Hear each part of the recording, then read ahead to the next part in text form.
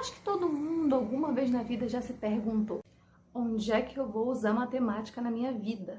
Então eu decidi montar uma playlist da matemática com diversas aplicações em vários campos do conhecimento. Bora lá dar uma olhada? Aproveitando que todo mundo está mais inteirado nessa questão da pandemia, todo mundo ligou mais para os sintomas, para precauções, etc. Vamos ver as aplicações da matemática nas ciências médicas. Em relação à pandemia, nós ouvimos muito falar: a linha de contaminação no gráfico está subindo, as pessoas estão se contaminando mais rapidamente, tem um número maior de mortos, etc. Bem, o que é essa linha? O que esse gráfico significa?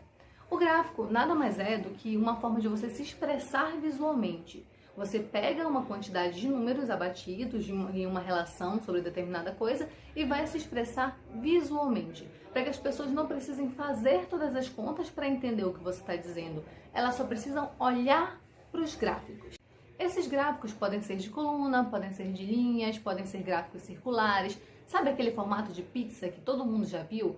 Tal porcentagem aconteceu isso, a outra porcentagem aconteceu aquilo? Então, para a gente fazer esses gráficos, precisamos de números confiáveis, precisamos utilizar contas, precisamos saber a porcentagem exata, utilizando determinado percentual de população, para poder saber os riscos, a contaminação, a quantidade de pessoas curadas pela pandemia, a quantidade de pessoas que pegaram essa pandemia. Para isso, é necessário fazer os cálculos matemáticos que vão dar origem para esse gráfico. Esses gráficos também são utilizados dentro do ambiente hospitalar.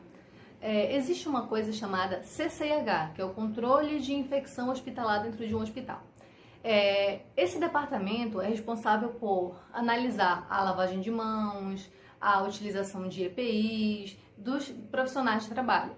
Para isso, eles elaboram gráficos. Os gráficos elaborados vão dizer, com base na análise de todos os participantes, de todos os funcionários, esses gráficos vão mencionar a quantidade de funcionários que lavaram a mão por setor, qual foi o setor que teve uma maior lavagem de mãos, a quantidade de contaminação cruzada ou a diminuição dessa contaminação cruzada por setor.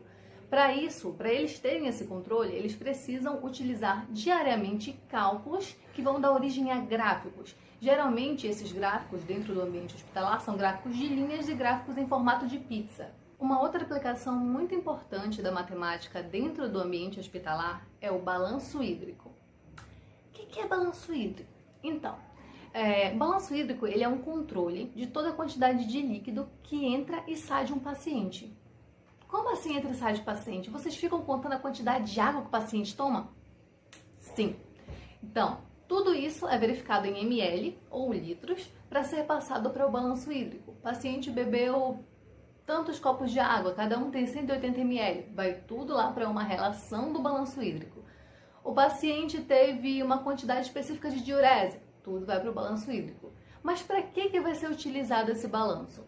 Os médicos vão analisar se o paciente está retendo muito líquido, se ele está perdendo muito líquido. Com base nisso, eles vão passar as medicações adequadas para que o paciente possa ter uma boa evolução clínica. Então, para isso a gente precisa fazer o cálculo do balanço hídrico, que nada mais é do que balanço hídrico é igual à quantidade de líquido que o paciente ingeriu menos a quantidade de líquido que o paciente eliminou. A partir desse cálculo, o médico vai poder analisar: o paciente teve uma boa função renal, ele conseguiu eliminar uma quantidade necessária de líquidos, ele está retendo líquido, ele precisa fazer hemodiálise. E esses cálculos muitas vezes são responsáveis por salvar a vida de um paciente. Tem 4.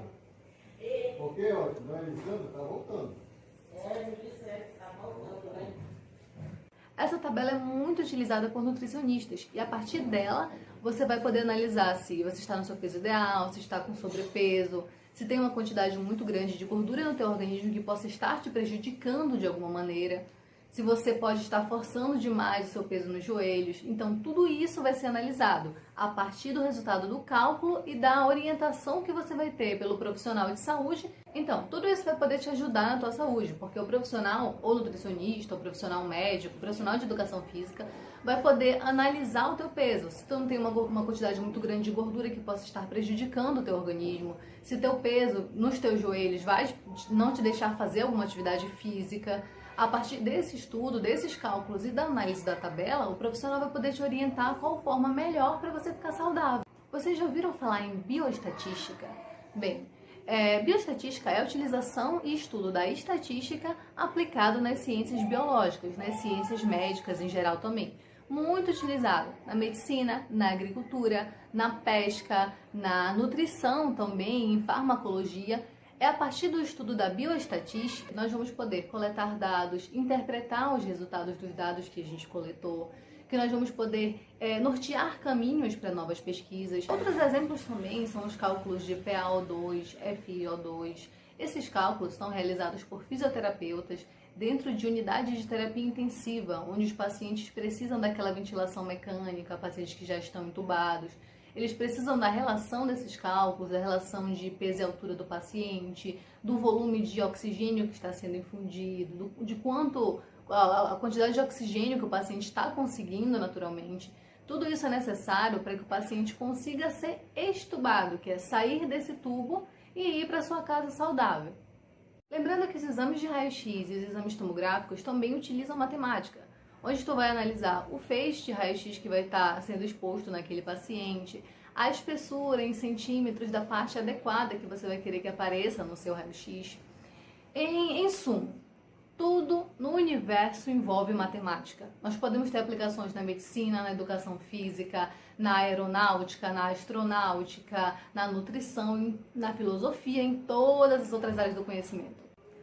Então, gente, espero que vocês tenham gostado. Essa foi a minha primeira tentativa de gravar um vídeo aqui pro YouTube e de explicar um pouquinho mais sobre as diversas aplicações que a matemática pode trazer para as nossas vidas, na medicina, educação física, nutrição, aeronáutica, astronáutica. Comentem aí embaixo se vocês querem ver outras aplicações matemáticas e deixem um joinha se vocês gostarem.